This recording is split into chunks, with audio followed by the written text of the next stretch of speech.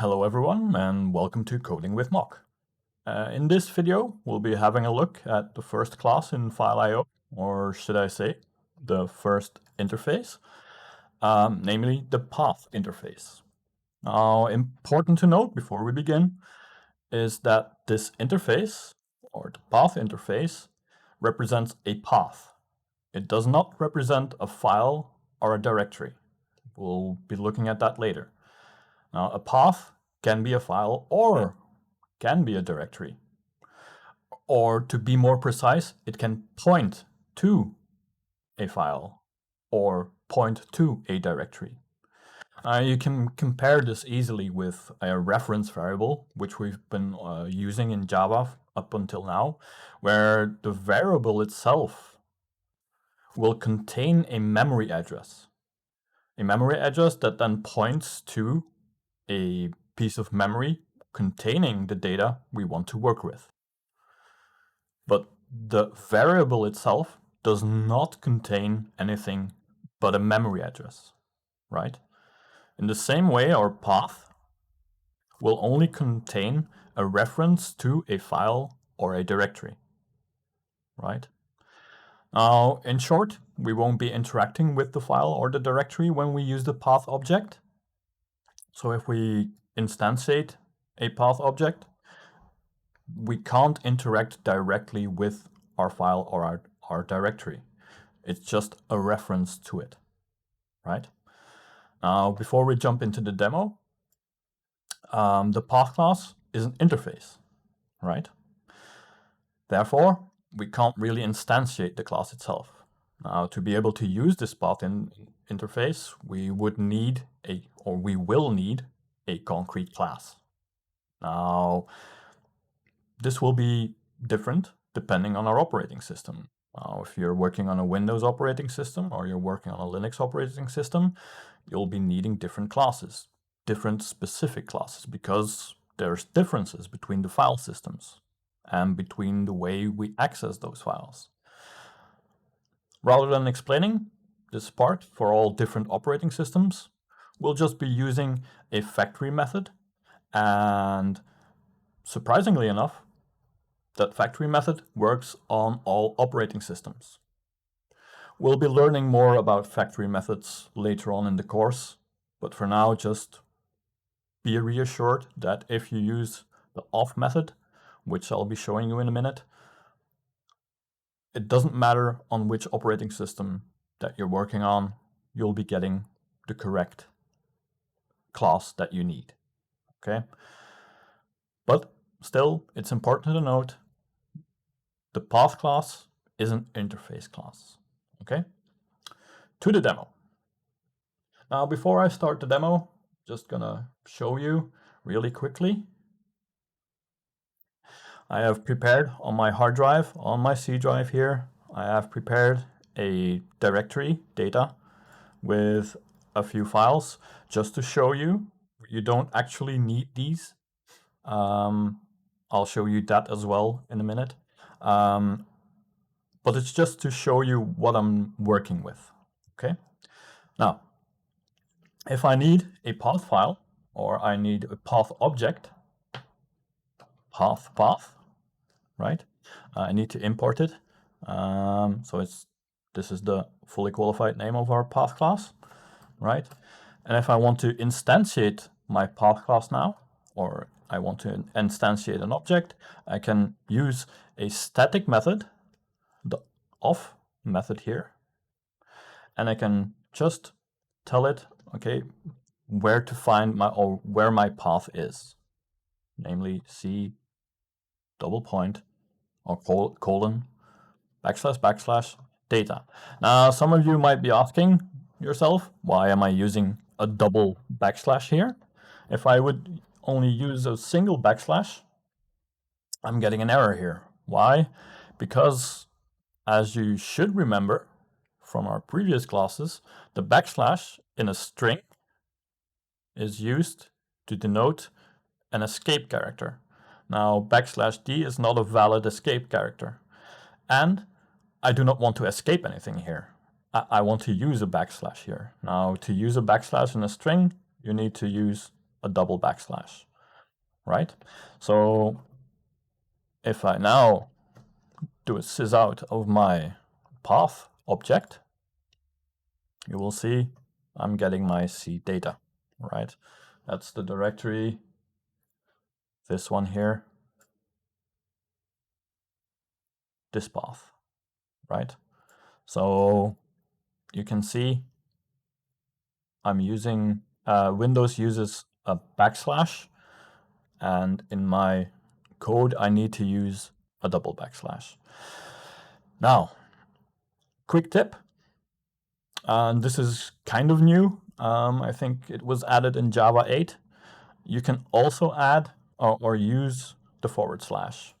Now this only works from Java 8 onwards, and an extra caveat is that you will have to be on Windows 7 or newer.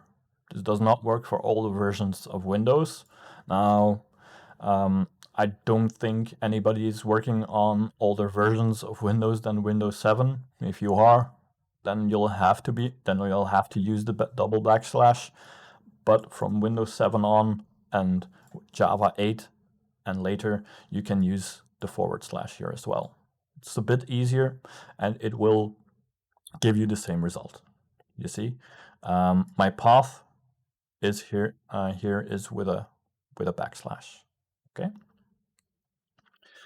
Now, this is a directory. Can I point to files? Sure. Path file path of, and my file is called a text file.txt. Just going to copy the file name here. C:/ data / a text file.txt, right? And here we go. So now I have a path pointing to my directory and a path pointing or containing a reference to my directory and containing a reference to my file. Now, what do I mean containing a reference? Let me just do this. And I can assure you, this directory does not exist on my hard drive. If I now run my code, I don't get any exceptions. This still works. We're building references to files or to directories here. Java isn't going to check if those files actually exist, right? It's what I already told you. The path class represents paths. It does not represent files or directories, right? That's something you have to keep in mind. Now, why is this important? That's something we're going to be seeing next, right? So you can see everything works here, even if my directory or my path isn't an actual path, okay? I can also do this. For some of you, this might be familiar. /data, or sorry, /data. This is a Unix or Linux notation of a file or a directory in this case. This will also work, right? Now, because I'm working on a Windows system, it's going to translate my / to a backslash, right? If I run my code on a Linux system, this will stay /data. And this will stay C:/ data. It's not going to translate it to a backslash, okay? So that's why I wanted you to keep in mind where Java is operating system independent, and it will work differently on different operating systems, okay? Now, for now, let's just keep this in mind and have a look at a few of the other methods of the path class.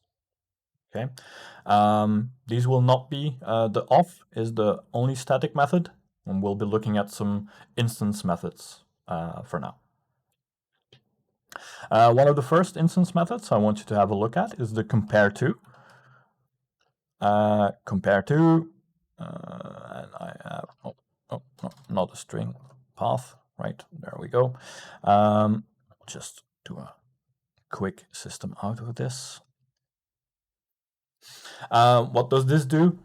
This compares two paths to each other, right? We'll have a quick look at what the output is. 25.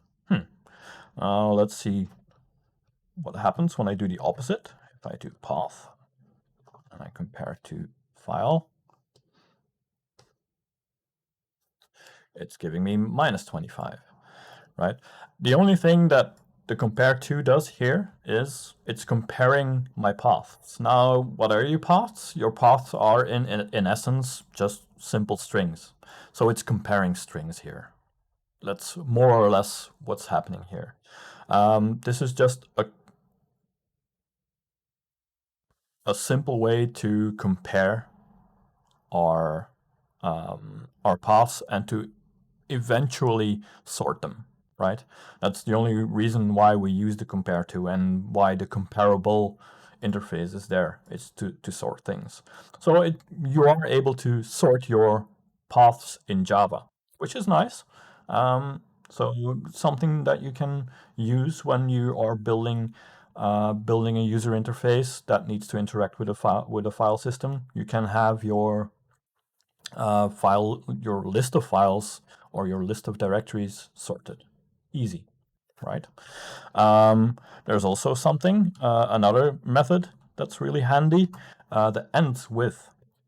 Returns a boolean, right? So it returns a boolean, takes a path or a string as parameter, and with this I can see if my path contains a certain path element, right? Well, let's see. Let's make my path or my file here point to my actual file again. So that's data, a text file.txt, right? Don't need this anymore. File dot ends with, and let's see if it ends with a text file.txt. I need to actually sys out this, otherwise you won't be seeing anything. There we go. And my path ends with a text file. Nice. Now, important to note here, this is not a textual contain. This is not a string comparison, right? Because, let's see, if I ask if my path ends with txt, and if we look at it in a string, as if there were, my paths were strings, then this would have to return true, right? Now, if I run this code, you can see here that my second ends with returns false. This is because ends with compares path elements. It doesn't do a straight up string compare, because my string does end with txt, but it checks if your path element, and your elements are separated by these forward slashes or backslashes on Windows, and it checks those. Yeah, so it doesn't check the path as a string. It checks it as a collection of elements, of string elements, right? Important to note. And then one of the last methods that we're going to check, for some of you might be wondering, yeah, but there's more there's a lot more methods here. And before we can get into the other methods, I'll have to explain you something else. But the last method that we're going to be looking at is the resolve method. Something I can do as well. Path. I have in my directory here a few subdirectories. And something I can do as well is if I take my path, so that's this here, that one that points to my directory, I can resolve the subdirectory. And I think it's subdirectory 1, if I'm not mistaken. Yep, subdirectory 1. And if I now system out my subdir variable, here you can see I get my new path with the subdirectory element added to it, right? Important is that the resolve method creates a new object, right? So it's not this object. It's not this object altered, but it's a new object. I can show you this real quickly. If I output the path object, your path object is unchanged, right? So the resolve method creates a completely new object. Okay. Now with this last method, we need to check two new concepts and two new terms, namely relative paths and absolute paths. And using the resolve method we're going into what we call relative path territory. Okay, up until now, the exception being the resolve method, but up until now, every path that I've shown you was an absolute path. With that, we mean we have used paths that did not need a point of reference. The path itself points to a particular place on our hard drive. This path here, c:/data/a textfile.txt, points to one file on my hard drive. c:/data points to one directory on my hard drive. Okay. Those are absolute paths. Now, what are relative paths? Relative paths, while it's a fairly simple concept, can be a bit tricky to wrap your head around, but relative means that the path in question is relative to another path. Something we did here. I said, take the subdirectory 1 in this path, right? Now, maybe an easy comparison that we can make is imagine yourself a table, and I can now say this table is 1 meter away from me. Makes it quite clear where the table is. But if I would say, or if I would have said, the table is 1 meter away, that's not quite as clear. Is it 1 meter away from you? Or is it 1 meter away from me? Yeah. The 1 meter away is not complete. It's not enough to actually uniquely identify the table. Because if there is a lot of tables and I say it's 1 meter away, yeah, 1 meter away from, that would be your next question. Another way, or another thing you might be asking yourself is why do we need these relative paths? Because if they're this complex, or if we need this extra point of reference, why do we use relative paths? Why is it not easier to use absolute paths? Now, basically, oftentimes relative paths are shorter and easier to work with. Once you make the connection, they're a lot easier and a lot shorter to work with, right? For instance, or an example of being shorter, let's say Intech's absolute address is Intech Brussels plus Groep 16 in 1000 Brussels. Now my neighbor or our neighbor's address is index neighbor plus hoop 14,000 Brussels. Or relatively, you could say it's the building to the left of index Brussels, right? Instead of having to give 3 different coordinates, I'm just telling you it's to the left. That's a lot easier and a lot shorter, right? Now, translated back to paths, let's quickly check back how this relates to paths, all of this. Let's say I have all of these paths, right? I'll just remove this one, and I have a little example here. I have 4 different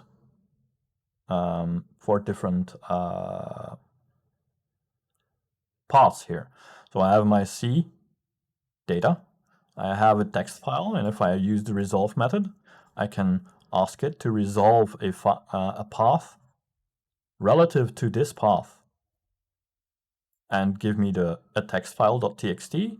Now there's also a subdirectory 1 in my directory, which I resolve using the original path, and I also have a subdirectory in my first directory, and I'm asking Java to resolve that one as well.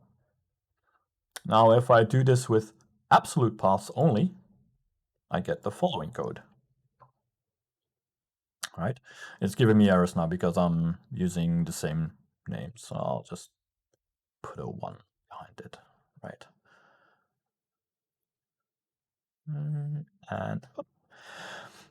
And these will point to the same paths. If I run all of this code, you'll see I get C data, a text file, subdirectory 1, and subdir, and with my absolute path, I'm getting the same things. Oh, I made a little here. There we go.